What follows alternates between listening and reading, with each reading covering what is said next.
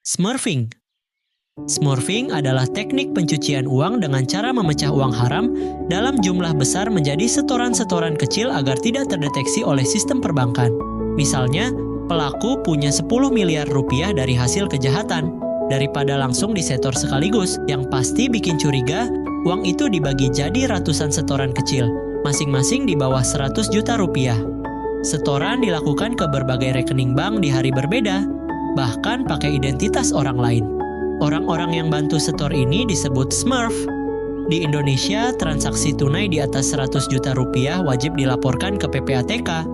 Jadi, kalau dipecah jadi setoran kecil, pelaku bisa menghindari sistem pelaporan itu, pelapisan. Setelah uang masuk ke sistem keuangan, tahap selanjutnya adalah pelapisan. Di sini, pelaku memutar-mutar uang supaya jejak asalnya hilang. Misalnya, uang dipindahkan antar rekening bank, dikirim lintas negara, dibelikan emas, mata uang asing, atau aset digital. Bisa juga pakai transaksi fiktif seperti faktur palsu antar perusahaan.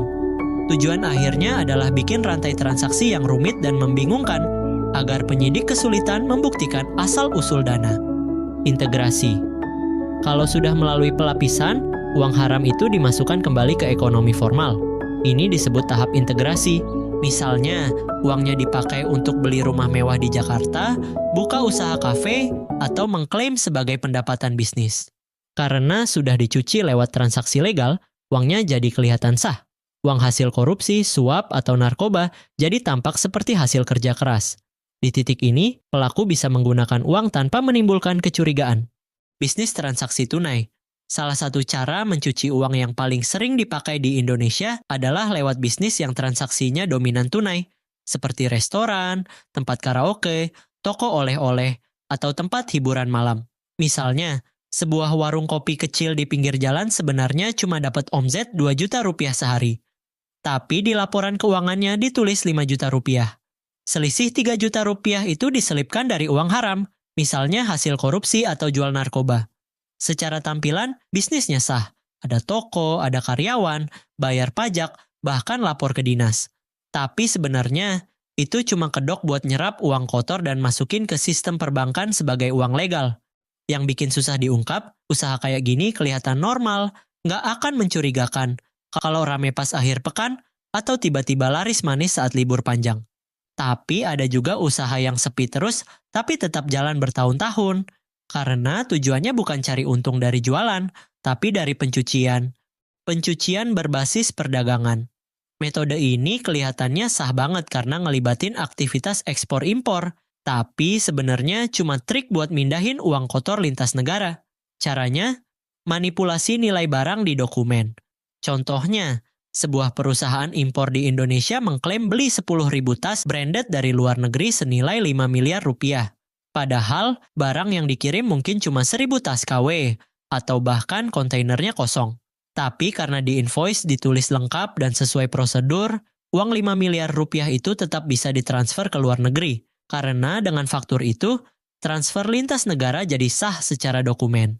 Barangnya nggak penting, yang penting uangnya bisa masuk sistem keuangan internasional dan keluar sebagai dana resmi. Model ini susah dideteksi karena menyangkut harga pasar yang fluktuatif, celah regulasi antar negara, dan jumlah dokumen ekspor-impor yang sangat banyak. Makanya, sering terjadi di perdagangan besar atau pelabuhan-pelabuhan besar di Indonesia, dan jarang terendus kalau nggak diaudit langsung dan teliti. Pertukaran pasar gelap. Ini cara yang sering dipakai kartel narkoba buat mindahin uang haram dari negara lain ke negara asal mereka, tanpa bikin curiga pihak bank. Contohnya gini, kartel Kolombia punya miliaran rupiah hasil jual narkoba di Indonesia. Kalau mereka coba kirim langsung ke Kolombia lewat bank, pasti dicurigai dan bisa diblokir. Jadi mereka pakai cara bawah tanah. Uang rupiah diserahkan ke broker di Indonesia. Broker ini lalu jual uang itu ke importir Kolombia yang butuh rupiah buat beli barang dari Indonesia.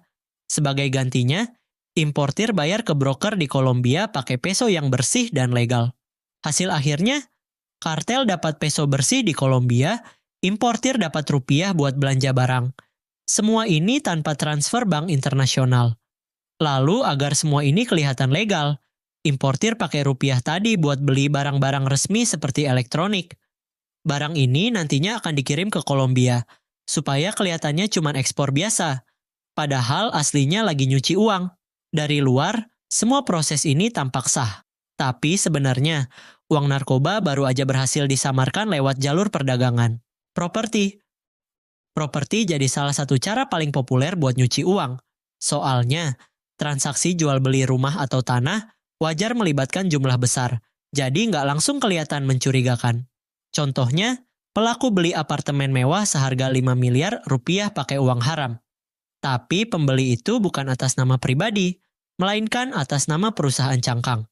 Setelah dibeli, apartemen itu bisa dijual lagi ke perusahaan lain yang juga dia punya, atau bisa disewain ke penyewa fiktif sambil ngaku dapat penghasilan bersih. Uang dari hasil sewa atau penjualan itu masuk ke rekening, kelihatan sah, dan seolah-olah didapat dari bisnis properti. Yang bikin susah dilacak, nilai properti itu fleksibel, bisa di markup atau diturunin seenaknya. Terus banyak negara nggak punya sistem transparansi yang kuat buat ngecek siapa pemilik asli properti. Makanya jangan heran kalau ada rumah-rumah mewah kosong bertahun-tahun atau apartemen yang dibeli cash tanpa penghuni. Bisa jadi itu bukan rumah buat ditinggalin, tapi tempat mencuci uang kotor supaya kelihatan bersih. Perusahaan cangkang. Perusahaan cangkang itu sebenarnya perusahaan bohongan. Di atas kertas kelihatan kayak bisnis beneran. Punya nama, punya alamat, bahkan kadang punya website. Tapi aslinya nggak ada kantor, nggak ada karyawan, nggak ada produk. Didirikan hanya untuk menyamarkan aliran uang. Biasanya perusahaan ini didaftarin di negara-negara dengan aturan longgar soal transparansi kepemilikan. Contoh negaranya yaitu British Virgin Islands, Panama, dan Seychelles. Di sana, kamu bisa bikin perusahaan tanpa harus nyantumin siapa pemilik aslinya. Setelah punya perusahaan cangkang, pelaku bisa buka rekening bank atas nama perusahaan itu. Terus uang kotor ditransfer masuk ke situ. Bisa lewat biaya konsultasi, pembayaran proyek, atau alasan fiktif lainnya. Dari sana, uang bisa dipindah lagi ke perusahaan cangkang lainnya. Misalnya, perusahaan A di Belize, bayar ke perusahaan B di Dubai, terus ke perusahaan C di Indonesia. Padahal semuanya punya satu orang yang sama. Rantai ini bikin penyelidik kesulitan. Soalnya, setiap transaksi kelihatan sah, dan setiap perusahaan punya dokumen legal. Tapi aslinya, itu cuma permainan nama dan dokumen buat muter-muterin uang sampai jejaknya hilang. Rekening luar negeri. Banyak pelaku pencucian uang nyimpen duitnya di luar negeri. Ini bukan sembarang negara, tapi di negara yang dijuluki surga pajak. Contohnya, Swiss, Panama, British Virgin Islands, dan Kepulauan Cayman. Di sana, bank nggak banyak nanya. Mereka nggak wajib lapor ke negara lain dan bisa buka rekening tanpa nyantumin siapa pemilik aslinya. Cukup pakai nama perusahaan, nama perwalian, atau bahkan identitas palsu. Setelah uang ditaruh di rekening luar negeri, pelaku bisa bebas gerakin dananya. Entah itu beli saham, beli properti, atau kirim ke bisnis legal di negara lain.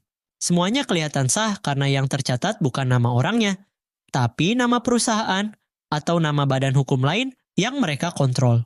Berbeda dari perusahaan cangkang yang dipakai buat mindah-mindahin uang antar perusahaan palsu, rekening luar negeri biasanya dipakai buat nyimpen uang dan nyamarkan kepemilikannya, supaya nggak terendus otoritas pajak atau aparat hukum di negara asal. Rekening luar negeri sebenarnya legal, tapi kalau dipakai buat nyembunyiin uang hasil korupsi, penggelapan, atau narkoba, itu udah jelas jadi bagian dari skema pencucian uang global. Keterlibatan bank. Kadang pencucian uang nggak perlu pakai trik ribet, cukup masuk lewat pintu depan, yaitu langsung lewat bank, dengan bantuan orang dalam. Di sini, pelaku nggak harus ngumpet karena sistemnya sendiri yang longgar atau bahkan korup. Contohnya, seorang penjahat buka rekening di bank, lalu mulai transfer uang dalam jumlah mencurigakan. Miliaran rupiah masuk dan keluar, tapi anehnya nggak pernah ditandai. Kok bisa? Karena ada pegawai bank yang sengaja nggak lihat. Bisa karena disuap, ditekan atasan, atau memang SOP-nya longgar.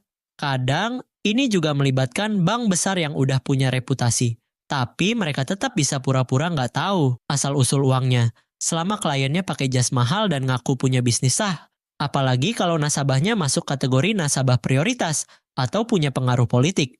Jadi intinya, keterlibatan bank bisa terjadi karena kelalaian, ketidaktahuan, atau memang kerjasama langsung. Dan selama itu terjadi, uang hasil kejahatan bisa keluar masuk sistem keuangan tanpa hambatan.